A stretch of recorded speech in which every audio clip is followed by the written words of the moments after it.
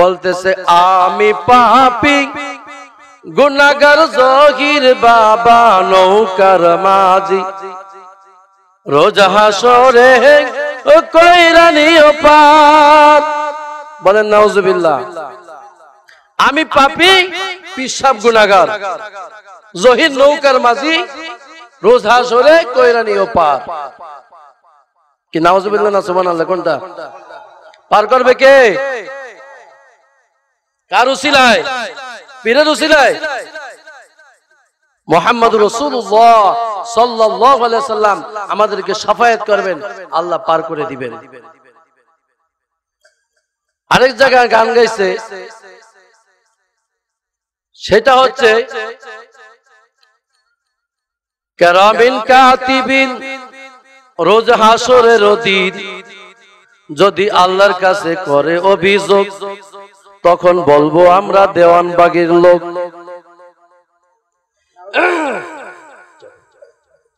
কিরামিন কাতিবিন রোজ হাসরের দিন যদি মাবুদের কাছে করে অভিযোগ তখন বলবো আমরা আচরসের লোক। কি বলেন? জোরে বলেন নাউজুবিল্লাহ আস্তাগফিরুল্লাহ, জোরে বলেন। আসসালামু আলাইকুম ওয়া রাহমাতুল্লাহি ওয়া বারাকাতুহু। কেমন আছেন সকলে?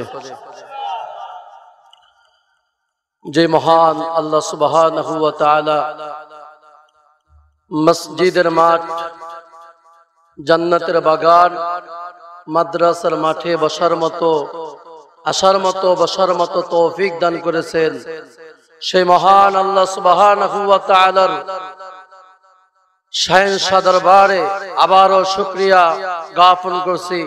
সকলে অন্তরে অন্তঃস্থল থেকে বলি আলহামদুলিল্লাহ।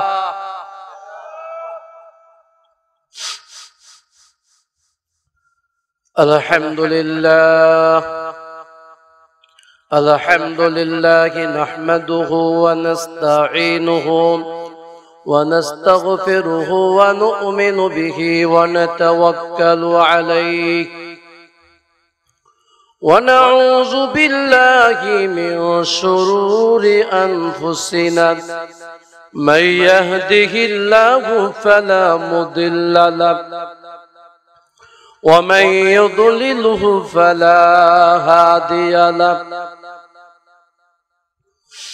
الذي أرسله بالحق بشيرا ونذيرا وداعيا إلى الله بإذنه وسراجا وقمرا منيرا. أما بعد فقد قال الله تعالى في كلامه المجيد وفي فرقانه الحميد. أعوذ بالله من الشيطان الرجيم. بسم الله الرحمن الرحيم. يا أيها الذين آمنوا قوا أنفسكم وأهليكم نارا. الدنيا سجن المؤمنين وجنة للكافرين أو قال كمان عليه الصلاة والسلام. لا إله إلا الله لا إله إلا الله لا إله إلا الله لا إله إلا الله لا إله إلا الله لا إله إلا الله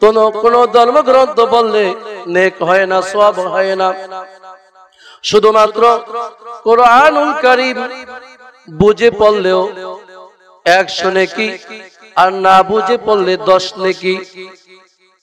শুধু তাই না, এমন এক ধর্মগ্রন্থ যা পড়লে ঈমান বৃদ্ধি হতে থাকে। বলেন সুবহানাল্লাহ। ইন্নামাল মুমিনুনাল্লাযীনা ইযা যুকিরাল্লাহু ওয়াজিলাত কুলুবুহুম ওয়া ইযা তুলিয়াত আলাইহিম আয়াতুহু যাদাতুহুম ঈমানাও ওয়া আলা রাব্বিহিম ইয়াতাওয়াক্কালুন। মানুষের ঈমান বৃদ্ধি হতে থাকে। শুধু তাই না, হযরত ওমর খাত্তাব রাদিয়াল্লাহু তাআলা আনহু মুহাম্মাদুর রাসূলুল্লাহ সাল্লাল্লাহু আলাইহি সাল্লাম মক্কায় মসজিদে হারামে কোরআন তেলাওয়াত করতেছিলেন। তাহা মা আনজালনা আলাইকাল কুরআনা লিতাশকা ইল্লা তাযকিরাতাল লিমান ইয়াখশা। হযরত ওমর খাত্তাব রাদিয়াল্লাহু তাআলা আনহু 80% মুসলমান হয়েছে। কয় পার্সেন্ট? এরপরে সেই আবু লাহাব, উতবা সাহেব আবু জেহেলের দারুন নাদওয়া সংসদ ভবনে বলছিলেন, মুহাম্মাদের গর্দান যদি কেউ আনতে পারে তাকে 100 লাল উট দেওয়া হবে আর স্বর্ণের মালা পরিধান করে দেওয়া হবে। তৎকালীন সময় ভারতের রাঙ্গা তরবারি ছিল পৃথিবীর ভিতরে প্রসিদ্ধ তরবারি। হযরত ওমর খাত্তাব রাদিয়াল্লাহু তাআলা আনহু, খাত্তাবের বেটা ওমর দারুন নাদওয়া সংসদে দাঁড়িয়ে বলছিল, আবু জেহেল আমি ওমর পারবো। বলছে খাত্তাবের বেটা ওমর তুমি পারবে। হযরত ওমর খাত্তাব রাদিয়াল্লাহু তাআলা আনহু মক্কার দিকে রওনা করলেন। ডান হাতে ভারতের রাঙ্গা তরবারি আর উটের পিঠে যাইতেছেন, শাহ শাহ শাহ শাহ করে হযরত ওমর খাত্তাব রাদিয়াল্লাহু তাআলা আনহু যাচ্ছিলেন। রাস্তার মধ্যে যাওয়ার পথে দেখা হয়ে গেল 3 দিন আগে মুহাম্মদুর রাসূলুল্লাহ সাল্লাল্লাহু আলাইহি সাল্লামের কাছে মুসলমান হয়েছেন। নাম হচ্ছে নঈম ইবনে আব্দুল্লাহ। কি নাম?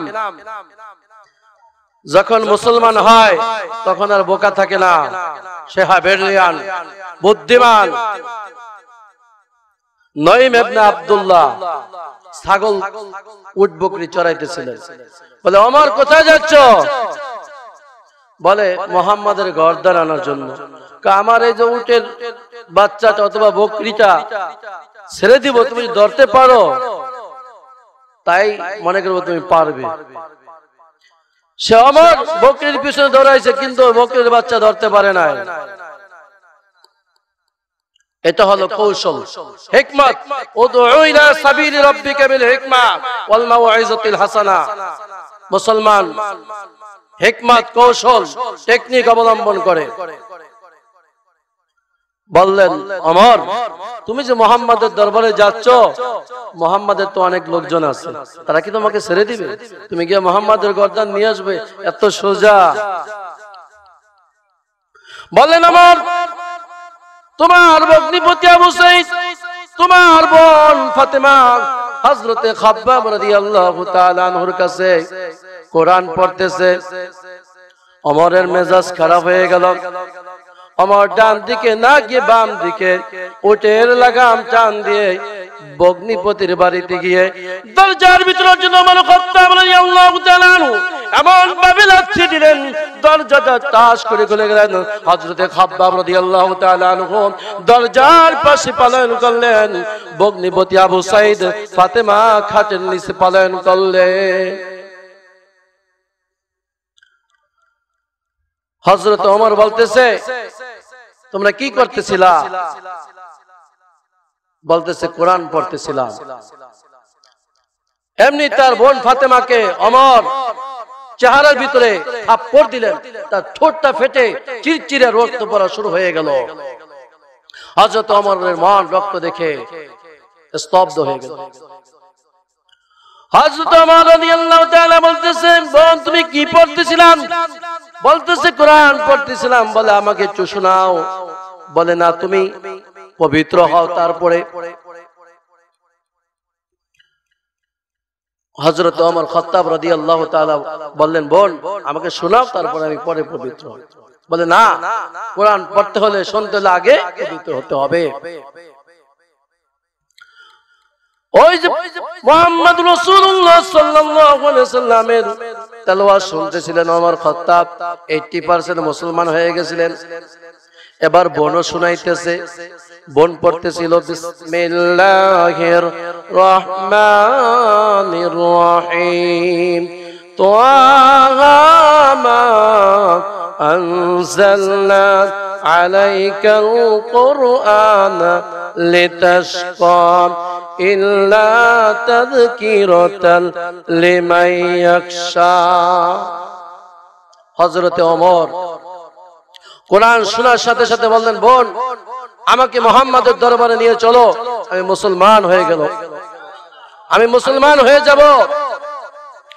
বোন ফাতেমা বলতেছে, ওমর তুমি এলা বিশাল এক সন্ত্রাস, তোমার কথা আমরা বিশ্বাস করি না। হযরত ওমর বললেন, বোন যদি বিশ্বাস না হয় আমার হাতে পায়ে জিনজির লাগিয়ে বগ্নিপতি আবু সাঈদ আর তোমরা দুইজনে নিয়ে আমাকে মুহাম্মাদের দরবারে নিয়ে চলো, আমি কালেমা পড়ে মুসলমান হতে চাই।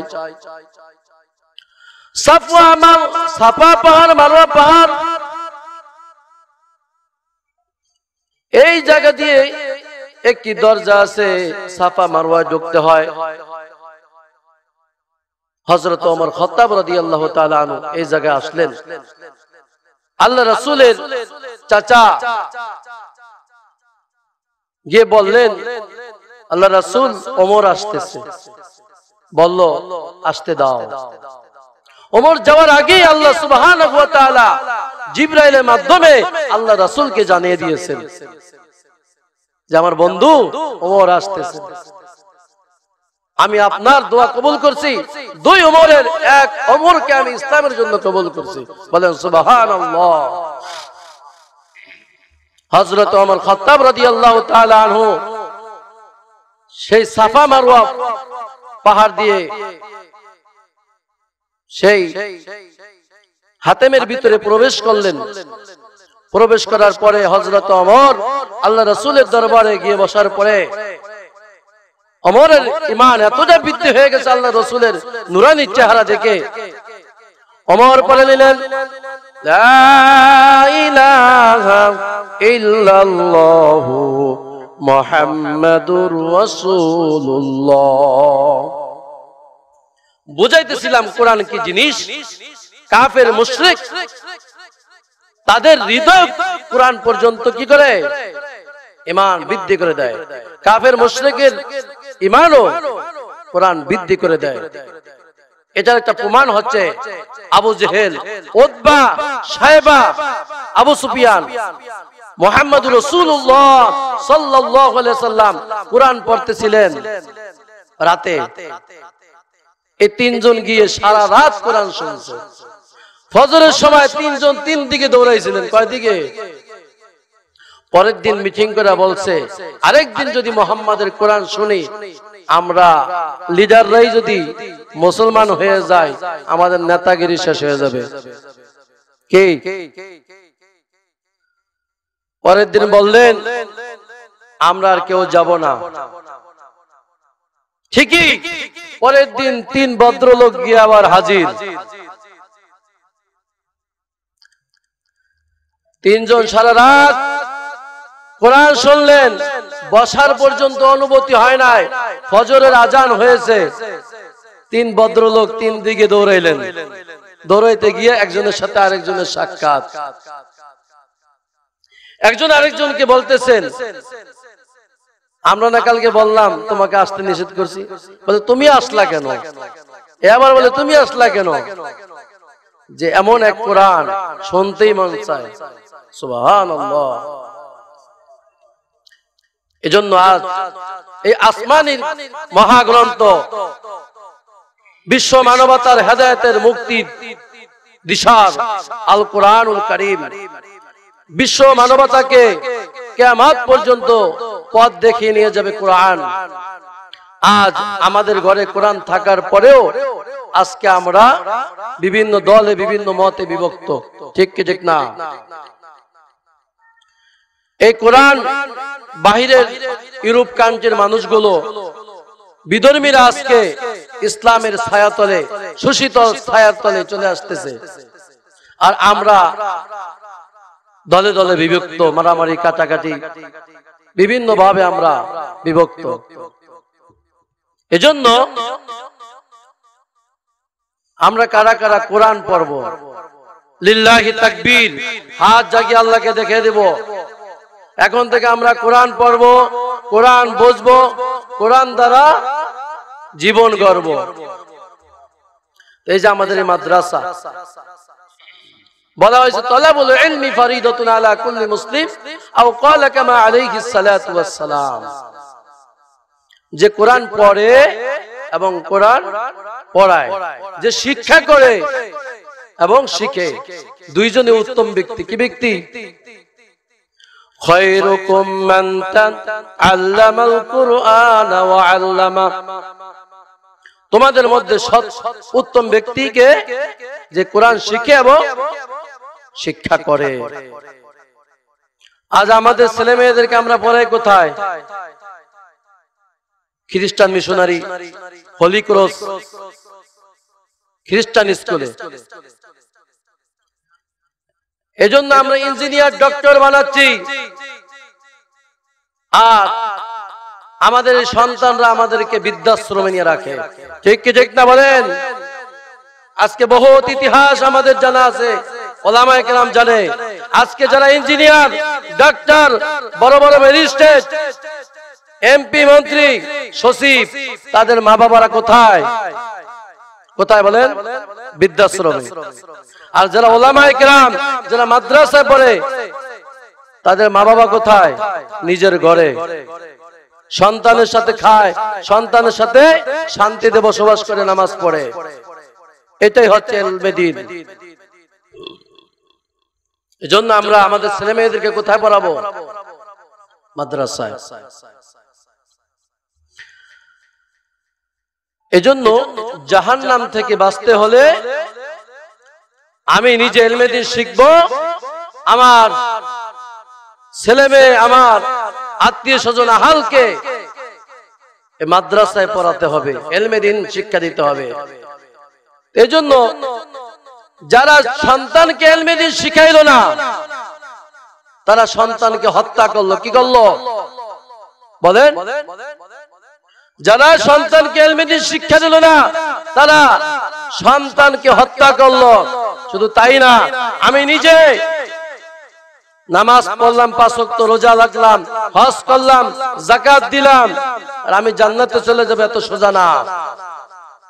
কিয়ামতের ময়দানে যেদিন আমার সন্তান, আল্লাহ সুবহানাহু ওয়া তাআলা বলবে তোমার জন্য জাহান্নাম, সন্তান বলবে আল্লাহ আমার মা বাবা আমাকে ইলমে দ্বীন শিখায় নাই, নামাজের শিক্ষা দেয় নাই, কোরআনের শিক্ষা দেয় নাই, হাদিসের শিক্ষা দেয় নাই, আজ আমি জাহান্নামে যাব না। আমার ওই মা বাবাকে হাজির করাম, আমার মা বাবার গর্দানের ভিতরে, কাদের ভিতরে লাথি দিয়ে আমার মা বাবাকে নিয়ে জাহান্নামে যাব। কে বলেন? শুধু হজ করলাম, দাড়ি রাখলাম, 5 ওয়াক্ত নামাজ পড়লাম, আমার সন্তানাদি নামাজ পড়ে না, আমার ছেলে মেয়ে নামাজ পড়ে না, আমার ছেলে মেয়ে পর্দা করে না, আমার ছেলে মেয়ে আল্লাহর রাসূলের আদর্শ মানে না, সুন্নত মানে না, দাড়ি রাখে না, এত সোজা না যে আমি জান্নাতে চলে যাব না। ওই কঠিন কিয়ামতের ময়দানে আমার ছেলে মেয়ে আমার জন্য অপেক্ষা করতেছে। আল্লাহ যখন বলবে তোমার জন্য জাহান্নাম যাও, তুমি জাহান্নামে চলে যাও, তোমার আমলনামা কি তোমার বদ আমলের বাড়ি হয়ে গেছে, জাহান্নামে চলে যাও, তখন সন্তান বলবে আমার মা বাবাকে আমি নিয়ে আমি জাহান্নামে যাব। বলেন নাউজুবিল্লাহ। এজন্য ইলমে দিন শিক্ষা করা কি ফরজ, ইলমে দিন শিক্ষা করা ফরজ। আজকে ইলমে দিন না শিখার কারণে আমরা বন্ড পীরের কাছে মুরিদ হই। এই যে আমরা যে জায়গায় আছি, মানিকদ 8 রশি 9 রশি 12 রশি 20 রশি, আরো কিছু রশি আছে নাকি? আজকে ইলমে দিন না শিখার কারণে আজ আমরা বন্ড পীরের পায়ে সেজদা দিচ্ছি। কে পীর আর কে মূর্খ, কে ভালো, কে হক, কে বাতিল, এগুলো আমরা যাচাই বাছাই করতে পারতেছি না। কেন? ইলমে দিন না শিখার কারণে। এই যে 8 রশির পীর, এটাতে পীর বলা যাবে না। মুসলমানের আমি কিছু ব্যাখ্যা দেব, তারপরে আলোচনায় ঢুকবো ইনশাআল্লাহ। মুসলমান কাকে বলা হয়? যে যাবতীয় গুনাহ থেকে বেঁচে আছে। কি নাম্বার 1? যে যাবতীয় গুনাহ থেকে বেঁচে আছে, যে সম্পূর্ণ যাবতীয় ফরজ ইবাদত পালন করে, যে ওয়াজিব পালন করে, যাবতীয় ওয়াজিব, যে যাবতীয় সুন্নতে মুআক্কাদা পালন করে, সে হচ্ছে কি? মুসলমান। কি কথা বলেন? মুসলমান কাকে বলে? যে যাবতীয় গুনাহ থেকে বেঁচে আছে, যাবতীয় ফরজ, যাবতীয় ওয়াজিব, যাবতীয় সুন্নতে মুআক্কাদা পালন করে, সে হলো মুসলিম। এরপরে নফল মুস্তাহাব যে পালন করে, সে হলো আল্লাহর ওলি। যে ছোট সুন্নত পালন করে, নফল, সে হলো আল্লাহর ওলি। আর 8 রশি যিনি আছে, উনি কি মুসলমান কিনা হিন্দু, ল্যাংটা করার আগে বোঝার কোনো কায়দা নাই। আগে ল্যাংটা করতে হবে মুসলমান না হিন্দু। আমি কিন্তু ভয় পায় করে কথা বলি না। ইত্তাকুল্লাহ, এক আল্লাহকে ভয় করি। কাকে? এজন্য বন্ড পীরের মুখোশগুলা উন্মোচন করতে হবে। আজ মুসলমান ইলমে দিন না শিখার কারণে কোনটা বন্ড কোনটা হক, এটা ব্যয় করতে পারতেছে না। ঢাকা শহরে আছে কুতুববাগ, রাজারবাগ, দেওয়ানবাগ, 8 রশি, চন্দ্রপাড়া, সুরেশ্বর, এনায়েতপুর, চিনেন নাকি এগুলা? তারপরে এলো গিয়াসউদ্দিন আত-তেহেরি। 8 রশির পীরের একজন মুফতি নাম দিছে, তার নাম হচ্ছে আলাউদ্দিন জিহাদি। এনায়েতুল্লাহ আব্বাসী, বন্ড পীরের মুখোশ খুলতেছি। কুমিল্লা আছে ল্যাংটা পীর, বিড়ি বাবা। ওই পীরও বিড়ি খায়, মুরিদরা সবাই বিড়ি খায়, মেয়ে নারী পুরুষ সবাই বিড়ি খায়, নাম হচ্ছে বিড়ি বাবা। আরেকজন আছে গাজর বাবা। এই শরীয়তপুর বেদরগঞ্জ এক পীর আছে ল্যাংটা পীর, তার কাছে মহিলারা আসে, পুরুষরা সবাই আসে। বলেন নাউজুবিল্লাহ। পুরা বাংলাদেশের বন্ড পীর কি মুখোশ খুলে দিলাম, চিনছেন তো ইনশাআল্লাহ। আরেকটা পীর আছে আবার ওই যে বগুড়ায়, ওই জায়গায় আমি মাহফিল করতে গেলাম, বলতেছে আমি পাপী গুনাহগার জহির বাবা নৌকার মাঝি, রোজ হাসরে কইরা নিও পার। বলেন নাউজুবিল্লাহ। আমি পাপী, পিশাব গুনাহগার, জহির নৌকার মাঝি, রোজ হাসরে কইরা নিও পার। কি নাউজুবিল্লাহ না সুবহানাল্লাহ? কোনটা পার করবে কে? কার উসিলায়? পীরের উসিলায়? মুহাম্মদুর রাসূলুল্লাহ সাল্লাল্লাহু আলাইহি সাল্লাম আমাদেরকে শাফায়াত করবেন, আল্লাহ পার করে দিবেন। আরেক জায়গায় গান গাইছে, সেটা হচ্ছে কিরামিন কাতিবিন রোজ হাসরের দিন যদি আল্লাহর কাছে করে অভিযোগ, তখন বলবো আমরা দেওয়ানবাগের লোক।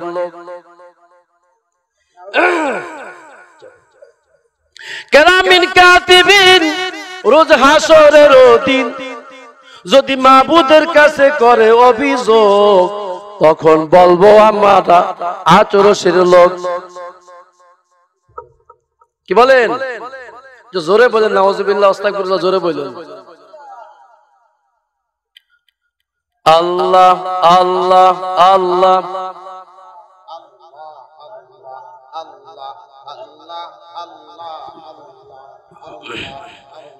লা ইলাহা ইল্লাল্লাহ মুহাম্মাদুর রাসূলুল্লাহ।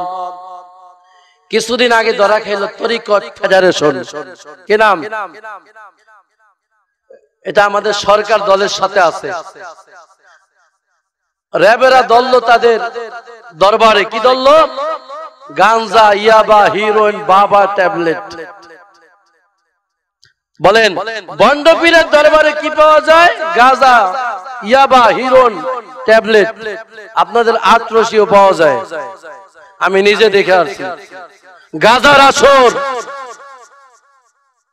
কে? মহিলারা আবার স্টিক স্টিক স্টিক। কে? জুতা খোলা ঢুকতে হয়, গরু জবাই করে, মহিষ জবা করে, ওই বাবার কবর আবার গরু দিয়ে সেজদা দেওয়া। বলেন নাউজুবিল্লাহ। এজন্য আধা ডাক্তার মানুষ রোগী মেরে ফেলে, অর্ধেক ডাক্তার কি করে? রোগী মারে। আর ভণ্ডপীর মুসলমানদের ঈমান শেষ করে দেয়। এজন্য ইলমে দ্বীন শিক্ষা করা ফরজ। আজকে তাম বিশ্বের মুসলমান গুনায় লিপ্ত কেন? ইলমে দ্বীন না শিখার কারণে। যিনি একজন মাদ্রাসার ছাত্র, হাফেজ, মাওলানা, মুফতি, তার দ্বারা গুনাহ হওয়ার সম্ভাবনা নাই। সগীরা গুনাহ হইতে পারে, কবিরা গুনাহ নয়। যিনি পাঁচ ওয়াক্ত নামাজ পড়ে, ইন্নাস সালাতা তানহা আনিল ফাহশাই ওয়াল মুনকার, যিনি পাঁচ ওয়াক্ত সালাত আদায় করে, অন্যায়, অবিচার, জুলুম, নির্যাতন তার দ্বারা হবে না। এজন্য পাঁচ ওয়াক্ত যিনি নামাজ পড়েন, ইন্নাস সালাতা তানহা আনিল ফাহশাই ওয়াল মুনকার, যিনি পাঁচ ওয়াক্ত নামাজ পড়ে তার দ্বারা অন্যায় কাজ হতে পারে না। এজন্য বলছে যাদেরকে তোমরা ঈশান নামাজে, ফজর নামাজে জামাতে দেখবা, তাদেরকে তোমরা ঈমানদার বলে সাক্ষ্য দিবা। কে বলেছেন? কোন আটরশির মুরিদ ফজর নামাজে পাওয়া যায় না। আর কুতুববাগ, দেওয়ানবাগ তো নামাজ মাফ হয়ে গেছে। কেন? ওই দেওয়ানবাগের ভণ্ডপীর মাহবুবে গাদা বলেছিল। কি বলেছিল? ঢাকা এবং ফরিদপুর মধ্যস্থানে একটি ডাস্টবিনের ভিতরে মুহাম্মদ সাল্লাল্লাহু আলাইহি সাল্লাম উলঙ্গ অবস্থায়, কুকরানো অবস্থায় পড়েছিল। আল্লাহ বলছে দেওয়ানবাগে মাহবুবে খোদা, তুমি আমার নবীকে এনে গোসল করে তোমার দরবারে রাখো, আমি আসতেছি, আমরা তোমার দরবারে মিটিং করব। তার বইয়ের নাম হলো সুফি সম্রাট। 2000 সন এই বইতে সে লেখছে। আল্লাহ সুবহানাহু ওয়া তাআলা তার দরবারে সেই আরামবাগে, বেরামবাগে আসছিলেন। সে বলছে বইয়ের ভিতরে যে আয়েশা বলছেন, হে দেওয়ানবাগে মাহবুবে খোদা, আল্লাহ রাসূলকে নিয়ে বলছেন, তোমার এখন থেকে কিয়ামত পর্যন্ত যত মুরিদান আসবে সকলেই জান্নাতি, সকলের জান্নাতের সার্টিফিকেট দিয়ে দিলাম, তোমাদের নামাজ পড়তে হবে না। বলেন নাউজুবিল্লাহ। এজন্য ইলমে দ্বীন না শিখলে কি হয়? ভণ্ডপীরের মুরিদ হতে হয়।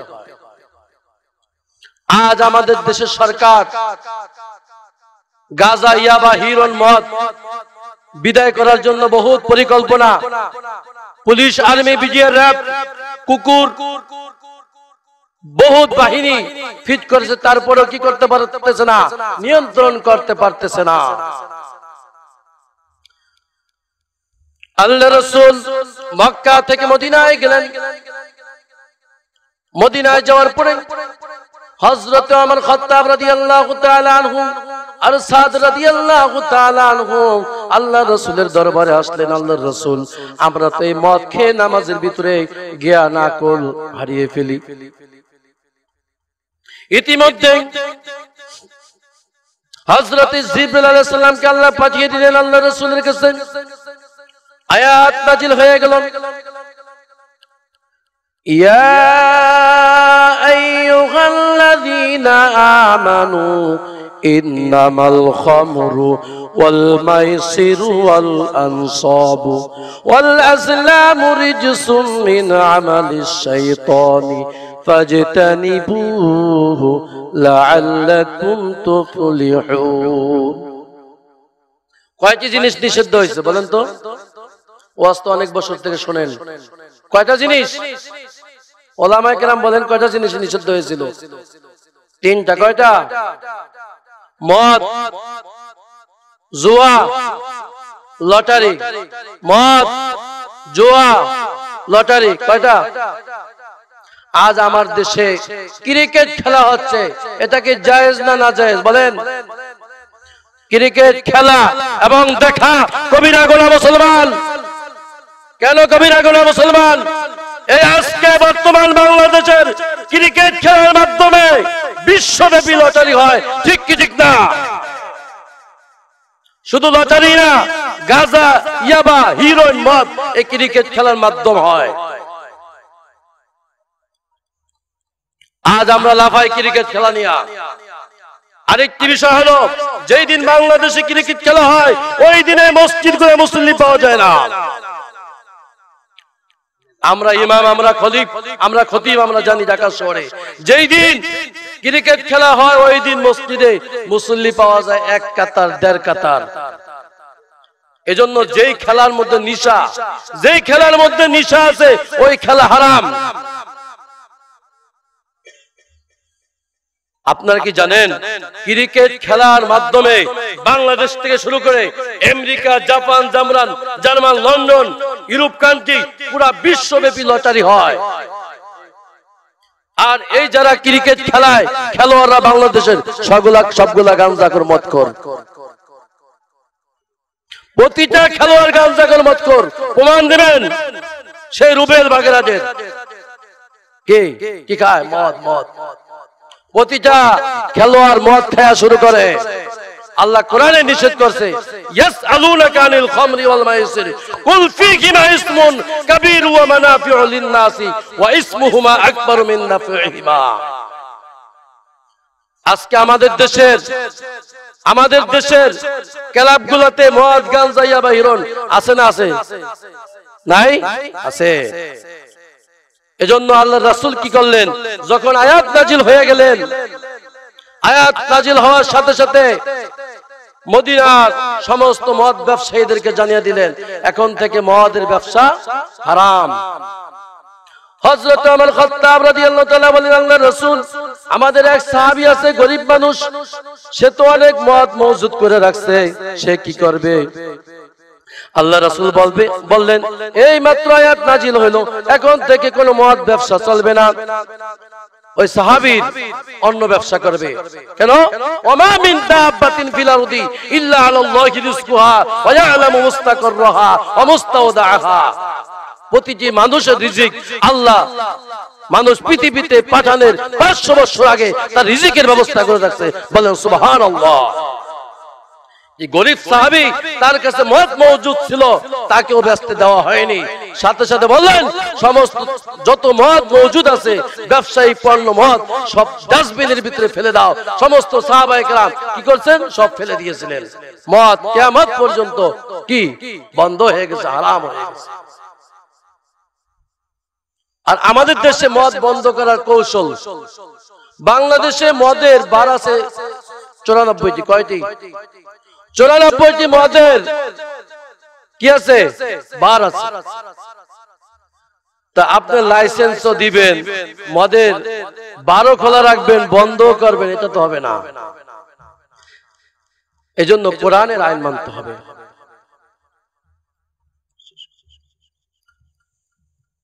কোরআনের আইন মানতে হবে। কোরআন যা বলছে, মদিনায় আল্লাহর রাসূল মুহাম্মদ সাল্লাল্লাহু আলাইহি সাল্লাম যেমনি ভাবে মদ নিষিদ্ধ করছে ওইভাবে আল্লাহ রাসূলের আদর্শ, লাকাদ কানা লাকুম ফি রাসূলিল্লাহি উসওয়াতুন হাসানা, আল্লাহ বলেছেন তোমাদের জন্য তোমাদের রাসূলের মধ্যে রয়েছে উত্তম আদর্শ শিক্ষা। কার ভিতরে? জোরে বলেন। মুহাম্মদ সাল্লাল্লাহু আলাইহি সাল্লামের মধ্যে রয়েছে উত্তম আদর্শ ও শিক্ষা মুহাম্মদ সাল্লাল্লাহু আলাইহি সাল্লামের উম্মতের। ঠিক কি ঠিক না বলেন? এখন আমরা আদর্শ তো মুহাম্মাদের মানি না, আদর্শ মানে Abraham Lincoln, Karl Marx, Lenin, মাও সেতুন, তাদের আদর্শ মানি। এজন্য আমাদের ভিতরে শান্তি নাই। আদর্শ মানতে হবে কার? মুহাম্মদুর রাসূলুল্লাহ সাল্লাল্লাহু আলাইহি সাল্লামের আদর্শ মানতে হবে, তাহলে আমরা আবার এই পৃথিবীতে শান্তি ফিরে পাবো। আরেকটি বিষয় হচ্ছে, ও নামাজি কোরআন দিয়ে নামাজ পড়ি সমাজ কেন গড়ি না। কোরআন দিয়ে আমরা নামাজ পড়ি কিন্তু সমাজ গড়ি না। কোরআন দিয়ে নামাজ পড়ি রাষ্ট্র কেন গড়ি না। কোরআন দিয়ে সমাজ গড়লে, কোরআন দিয়ে রাষ্ট্র গড়লে আমরা শান্তি পেতাম। এজন্য আমাদের প্রধান বক্তা স্টেজে চলে আসছে। আমার আলোচনা এই জায়গায় শেষ করব। আবার যদি কখন দেখা হয় ইনশাআল্লাহ, আল্লাহ বাঁচিয়ে রাখে, আবার দেখা হবে ইনশাআল্লাহ। আমার কথা দ্বারা কেউ কষ্ট পেলে মাফ করে দিবেন, আমার জন্য দোয়া করবেন। আখিরু দাওয়ানা আলহামদুলিল্লাহি রাব্বিল আলামিন ওয়া মা তাওফীক ইল্লা বিল্লাহ। আসসালামু আলাইকুম ওয়া রাহমাতুল্লাহি ওয়া বারাকাতুহু।